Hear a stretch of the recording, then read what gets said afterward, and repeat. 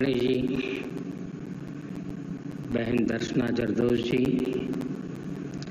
उद्योग और फैशन जगत के सभी साथी, हथकरघा और खादी की विशाल परंपरा से जुड़े सभी उद्यमी और मेरे बुनकर भाई बहनों,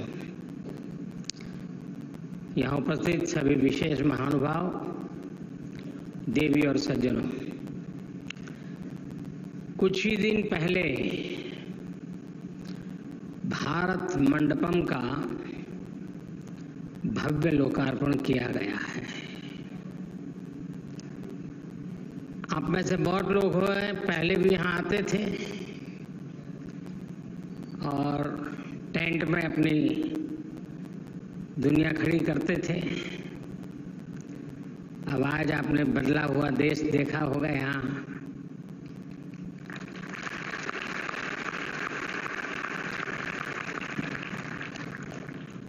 और आज हम इस भारत मंडपम में नेशनल हैंडलूम डे, राष्ट्रीय हथकरघा दिवस मना रहे हैं। भारत मंडपम की इस भव्यता में भी भारत के हथकरघा उद्योग की अहम भूमिका है। पुरातन का नूतन से यही संगम आज के भारत को परिभाषित करता है। आज का भारत लोकल के प्रति वोकल ही नहीं है, बल्कि उसे ग्लोबल बनाने के लिए वैश्विक मंच भी दे रहा है। थोड़ी देर पहले ही मुझे कुछ बुनकर साथियों से बातचीत करने का अवसर मिला है। देश भर के अनेकों हैंडलूम क्लस्टर्स में भी हमारे बुनकर भाई बहन दूर दूर से यहाँ आए हैं, हमारे साथ जुड़े हैं।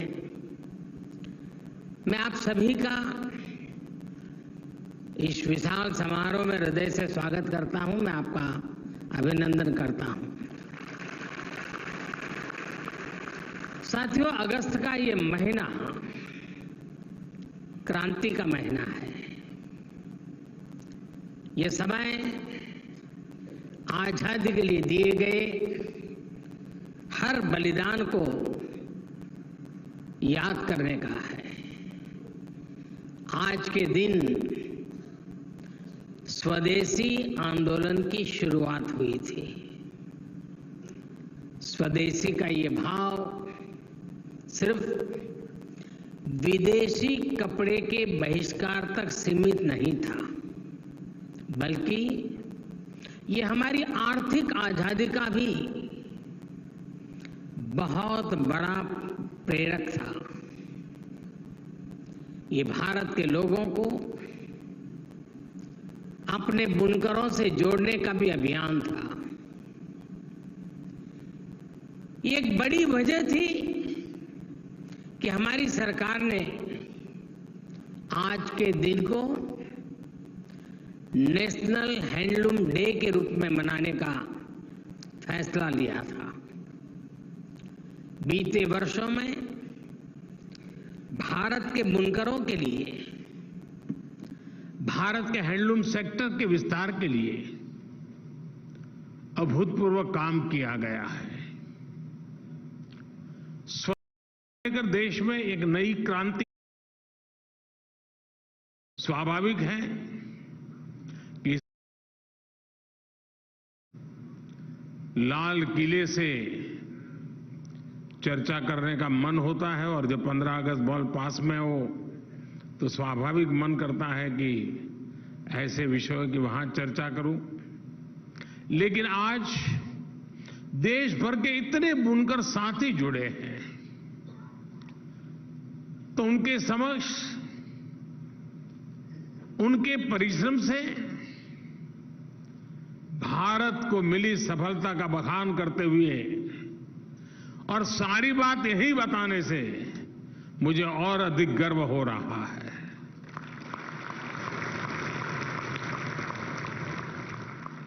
साथियों, हमारे परिधान, हमारा पहनावा हमारी पहचान से जुड़ा रहा है। यहां भी देखिए, भांति भांति के पहनाव, और देखते ही पता चलता है ये वहां से होंगे, वो यहां से होंगे, कोई इस इलाके से आए होंगे। यानी हमारी एक विविधता हमारी पहचान है, और एक प्रकार से हमारी विविधता को सेलिब्रेट करने का भी अवसर है। और ये विविधता सबसे पहले हमारे कपड़ों में नजर आती है। देखते ही पता चलता है कुछ नया है, कुछ अलग है। देश के दूर सुदूर क्षेत्रों में रहने वाले हमारे आदिवासी भाई बहन से लेकर बर्फ से ढके पहाड़ों तक विस्तार हुआ है वो लोग, तो दूसरी तरफ समुद्री तट से जिंदगी गुजारने वाले लोग, वहां से लेकर के मरुस्थल तक और भारत के मैदानों तक परिधानों का एक खूबसूरत इंद्रधनुष हमारे पास है।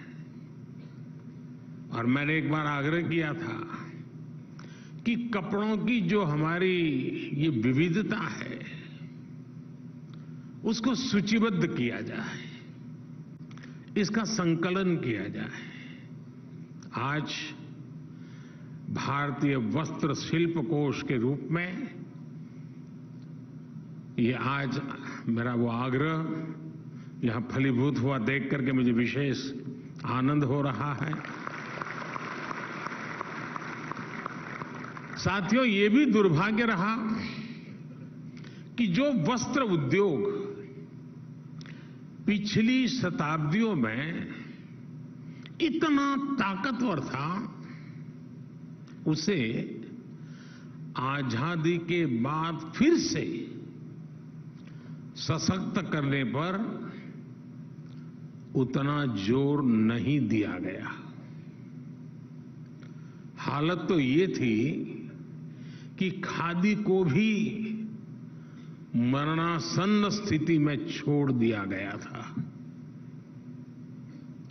लोग खादी पहनने वालों को हीन भावना से देखने लगे थे। 2014 के बाद से हमारी सरकार इस स्थिति और इस सोच को बदलने में जुटी है। मुझे याद है, मन की बात कार्यक्रम के शुरुआती दिनों में ही मैंने देश से खादी का कोई ना कोई सामान खरीदने का निवेदन किया था। उसका क्या नतीजा निकला, इसके हम सभी साक्षी हैं। पिछले 9 वर्षों में खादी के उत्पादन में 3 गुना से अधिक की वृद्धि हुई है। खादी के कपड़ों की बिक्री भी 5 गुना से अधिक बढ़ गई है।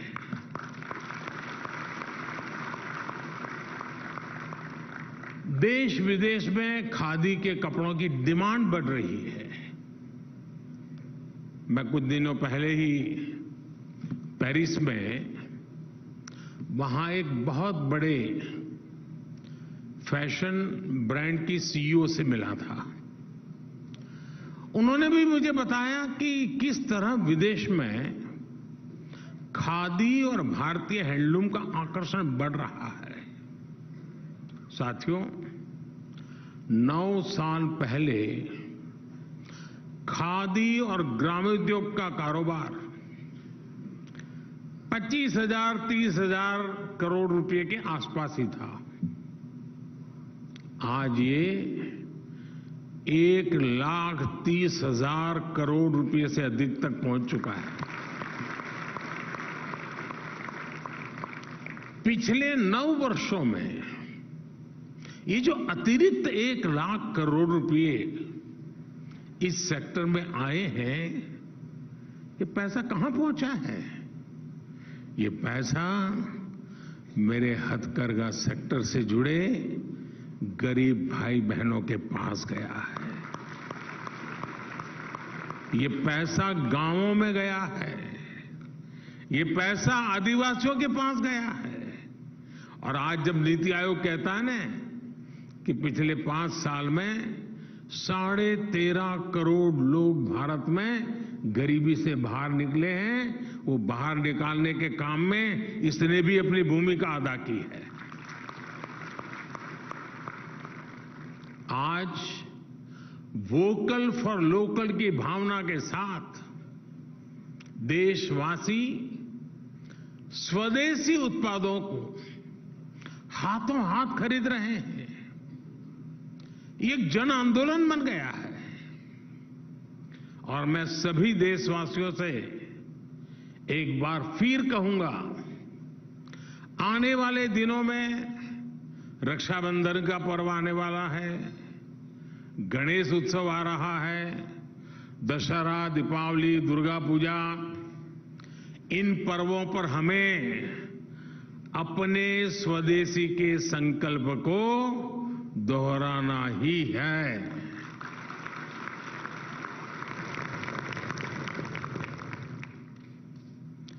और ऐसा करके हम अपने जो हस्तशिल्पी हैं, अपने बुनकर भाई बहन हैं, हथकरघा की दुनिया से जुड़े लोग हैं, उनकी बहुत बड़ी मदद करते हैं।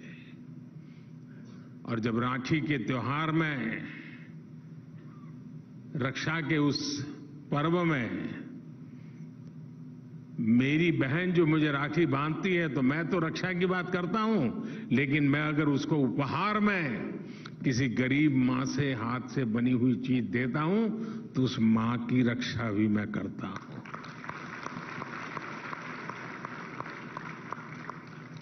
साथियों, मुझे इस बात का संतोष है कि टेक्सटाइल सेक्टर के लिए जो योजनाएं हमने चलाई हैं, वो सामाजिक न्याय का भी बड़ा माध्यम बन रही है। आज देश भर के गांवों और कस्बों में लाखों लोग हथकरघे के काम से जुड़े हैं। इनमें ज्यादातर लोग दलित, पिछड़े, पसमानदा और आदिवासी समाज से आते हैं। बीते 9 वर्षों में सरकार के प्रयासों ने न सिर्फ इन्हें बड़ी संख्या में रोजगार दिया है, बल्कि इनकी आय भी बढ़ी है। बिजली, पानी, गैस कनेक्शन, स्वच्छ भारत जैसे अभियानों का भी लाभ सबसे ज्यादा वहां पहुंचा है। और मोदी ने उन्हें गारंटी दी है मुफ्त राशन की।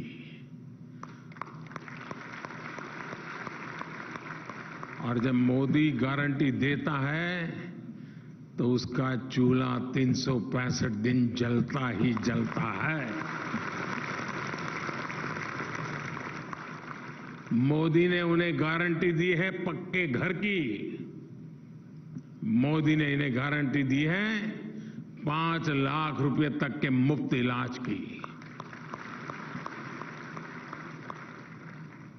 हमने मूल सुविधाओं के लिए अपने बुनकर भाइयों और बहनों को दशकों का इंतजार खत्म किया है। साथियों, सरकार का प्रयास है कि टेक्सटाइल सेक्टर से जुड़ी जो परंपराएं हैं, वे ना सिर्फ जिंदा रहे, बल्कि नए अवतार में दुनिया को आकर्षित करें।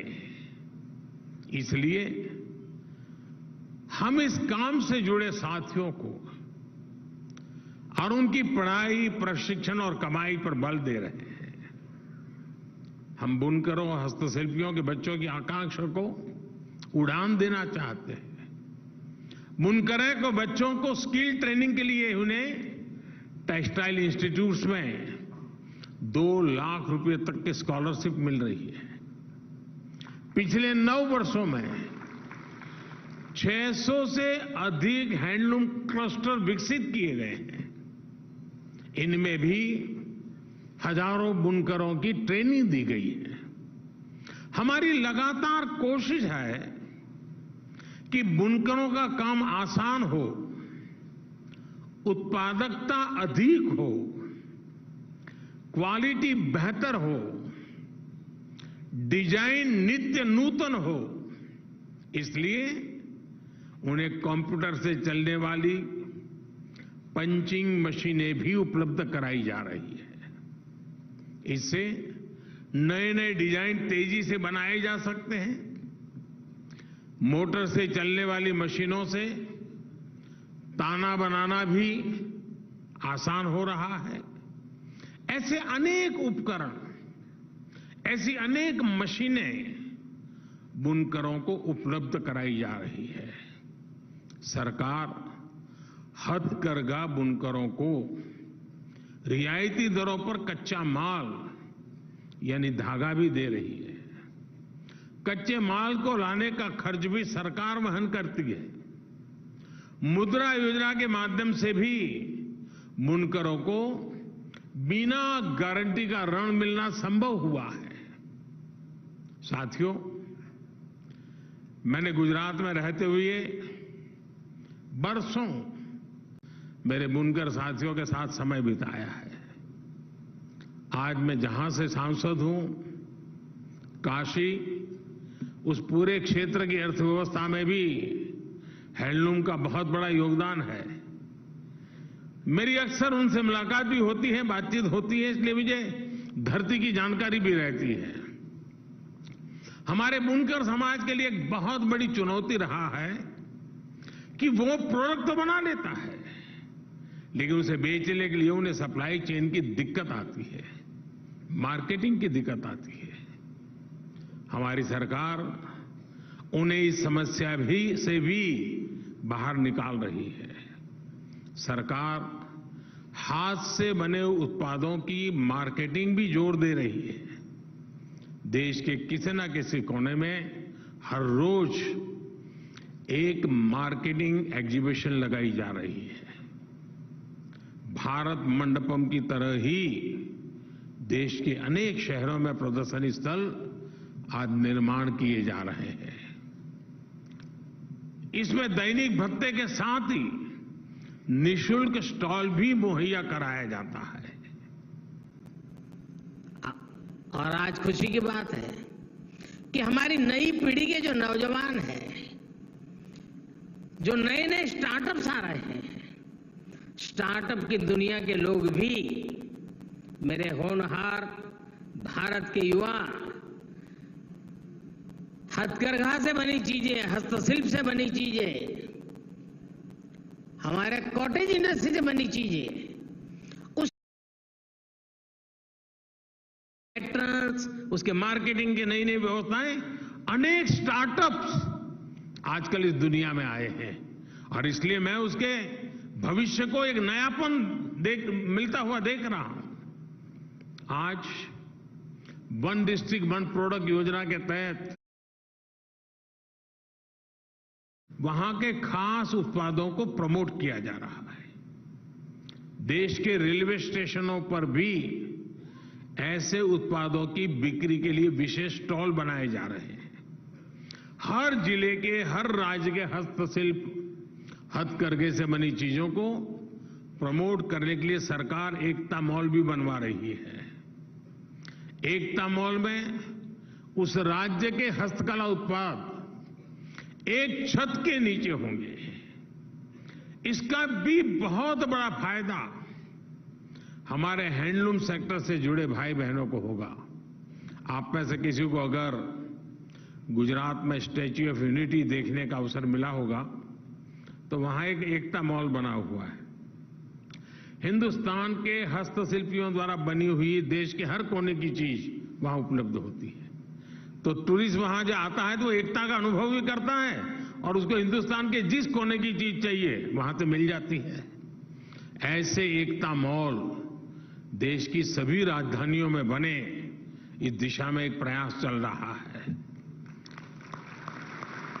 हमारी इन चीजों का महात्म्य कितना है। मैं प्रधानमंत्री कार्यकाल में विदेश जाता हूं तो दुनिया के महानुभावों के लिए कुछ न कुछ भेंट सौगात ले जाना होता है।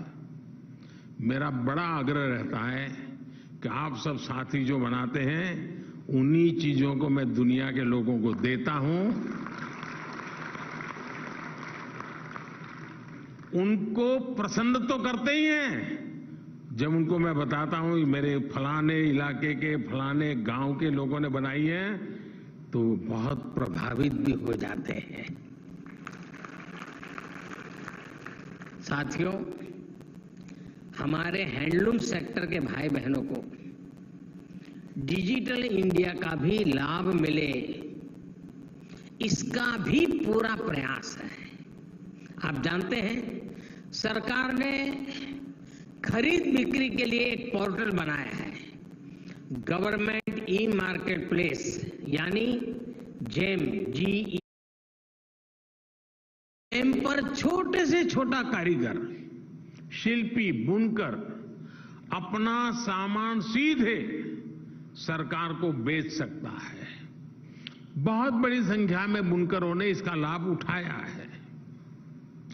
आज हथकरघा और हस्तशिल्प से जुड़ी 2.25 लाख संस्थाएं जेम पोर्टल से जुड़ी हुई है। साथियों, हमारी सरकार अपने बुनकरों को दुनिया का बड़ा बाजार उपलब्ध कराने पर भी स्पष्ट रणनीति के साथ काम कर रही है। आज दुनिया की बड़ी बड़ी कंपनियां भारत के एमएसएमईज, हमारे बुनकरों, कारीगरों, किसानों के उत्पादों को दुनिया भर के बाजारों तक ले जाने के लिए आगे आ रही है। मेरी ऐसी अनेक कंपनियों के नेतृत्व से सीधी चर्चा हुई है। दुनिया भर में इनके बड़े बड़े स्टोर्स हैं, रिटेल सप्लाई चेन है, बड़े बड़े मॉल्स हैं, दुकानें हैं। ऑनलाइन की दुनिया में भी इनका सामर्थ्य बहुत बड़ा है। ऐसी कंपनियों ने अब भारत के स्थानीय उत्पादों को विदेश के कोने कोने में ले जाने का संकल्प लिया है। हमारे मिलेट्स, जिसको हम अब श्री अन्न के रूप में पहचानते हैं, ये श्री अन्न हो, हमारे हैंडलूम के प्रोडक्ट्स हो, अब ये बड़ी इंटरनेशनल कंपनियां उन्हें दुनिया भर के बाजारों में लेके जाएगी। यानी प्रोडक्ट भारत का होगा, भारत में बना होगा, भारत के लोगों के पसीने की उसमें महक होगी और सप्लाई चेन इन मल्टीनेशनल कंपनियों की इस्तेमाल होगी।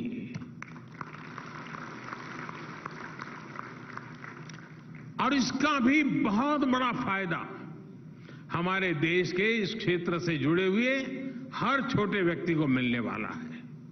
साथियों, सरकार के इन प्रयासों के बीच आज मैं टेक्सटाइल इंडस्ट्री और फैशन जगत के साथियों से भी एक बात कहूंगा। आज जब हम दुनिया की टॉप 3 इकोनॉमीज में आने के लिए कदम बढ़ा चुके हैं, तब हमें अपनी सोच और काम का दायरा भी बढ़ाना होगा। हम अपने हैंडलूम, अपने खादी, अपने टेक्सटाइल सेक्टर को वर्ल्ड चैंपियन बनाना चाहते हैं, लेकिन इसके लिए सबका प्रयास जरूरी है। श्रमिक हो, बुनकर हो, डिजाइनर हो या इंडस्ट्री, सबको एक निष्ठ प्रयास करने होंगे। आप भारत के बुनकरों की स्किल को स्केल से जोड़िए, आप भारत के बुनकरों की स्किल को टेक्नोलॉजी से जोड़िए। आज हम भारत में एक न्यू मिडिल क्लास का उदय होता देख रहे हैं। हर प्रोडक्ट के लिए एक बहुत बड़ा युवा कंज्यूमर वर्ग भारत में बन रहा है। ये निश्चित रूप से भारत की टेक्सटाइल कंपनियों के लिए एक बहुत बड़ा अवसर है। इसलिए इन कंपनियों का भी दायित्व है कि वो स्थानीय सप्लाई चेन को सशक्त करें, उस पर इन्वेस्ट करें। बाहर बना बनाया उपलब्ध है तो उसे इंपोर्ट करो। ये अप्रोच आज जब हम महात्मा गांधी के कामों का स्मरण करते हुए बैठे हैं तो फिर से एक बार मन को हिलाना होगा, मन को संकल्पित करना होगा कि बाहर से ला करके गुजारा करना ये रास्ता उचित नहीं है।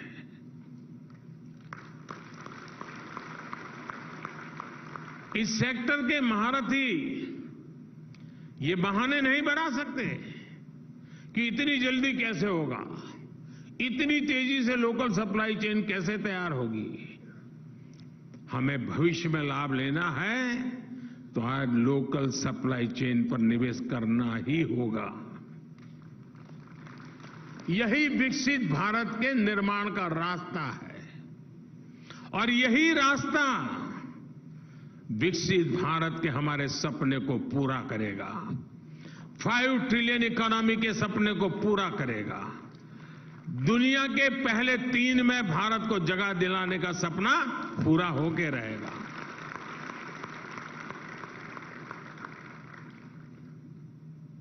और भावात्मक पहलू की ओर देखें तो इसी रास्ते पर चलकर हम अपने स्वतंत्रता सेनानियों के सपने को पूरा कर पाएंगे, स्वदेशी के सपने को साकार कर पाएंगे।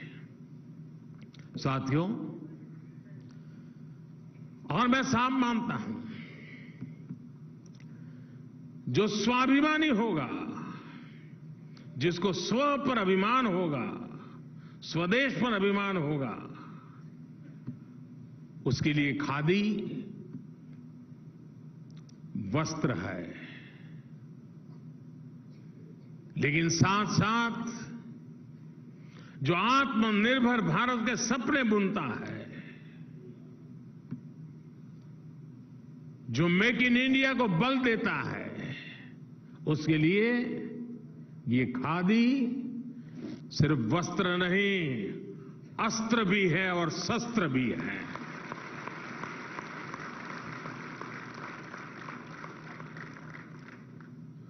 साथियों, आज से एक दिन बाद ही 9 अगस्त है। अगर आज का दिन स्वदेशी आंदोलन से जुड़ा है तो 9 अगस्त की तारीख भारत के सबसे बड़े आंदोलनों की साक्षी रही है। 9 अगस्त को ही पूज्य बापू के नेतृत्व में क्विट इंडिया मूवमेंट यानी इंडिया छोड़ो आंदोलन शुरू हुआ था। पूज्य बापू ने अंग्रेजों को साफ साफ कह दिया था, क्विट इंडिया।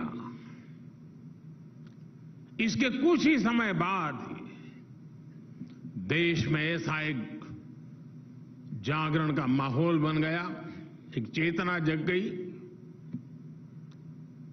आखिरकार अंग्रेजों को इंडिया छोड़ना ही पड़ा था। आज हमें पूज्य बापू के आशीर्वाद से उसी इच्छा शक्ति को समय की मांग है, हमें आगे बढ़ाना ही है। जो मंत्र अंग्रेजों को खदेड़ सकता था, वो मंत्र हमारे यहां भी ऐसे तत्वों को खदेड़ने का कारण बन सकता है। आज हमारे सामने विकसित भारत निर्माण का स्वप्न है, संकल्प है। इस संकल्प के सामने कुछ बुराइयां रोड़ा बनी हुई है। इसलिए आज भारत एक सूर में इन बुराइयों को कह रहा है, क्विट इंडिया। आज भारत कह रहा है, करप्शन, क्विट इंडिया। यानी भ्रष्टाचार, इंडिया छोड़ो। आज भारत कह रहा है, डायनेस्टी, क्विट इंडिया। यानी परिवारवाद, इंडिया छोड़ो। आज भारत कह रहा है, अपीजमेंट, क्विट इंडिया। यानी तुष्टीकरण, इंडिया छोड़ो। इंडिया में समाई ये बुराइयां देश के लिए बहुत बड़ा खतरा है, देश के लिए बहुत बड़ी चुनौती भी है। मुझे विश्वास है हम सभी अपने प्रयास से इन बुराइयों को समाप्त करेंगे, परास्त करेंगे और फिर भारत की विजय होगी, देश की विजय होगी, हर देशवासी की विजय होगी। साथियों, 15 अगस्त हर घर तिरंगा। और यहां तो मुझे आज उन बहनों से भी मिलने का मौका मिला जो देश में तिरंगा ध्वज बनाने के काम में सालों से लगे हुए हैं। उनसे भी मुझे नमस्ते करने का, बातचीत करने का मौका मिला।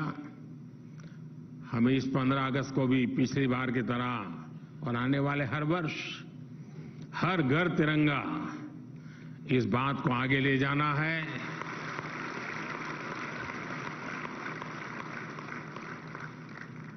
और जब छत पे तिरंगा लहराता है ना, तो सिर्फ वो छत पे भी नहीं लहराता है, मन में भी लहराता है।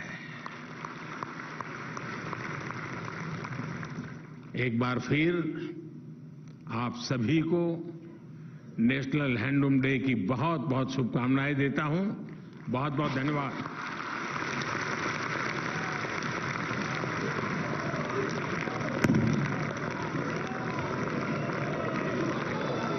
आपके उत्प्रेरक उद्बोधन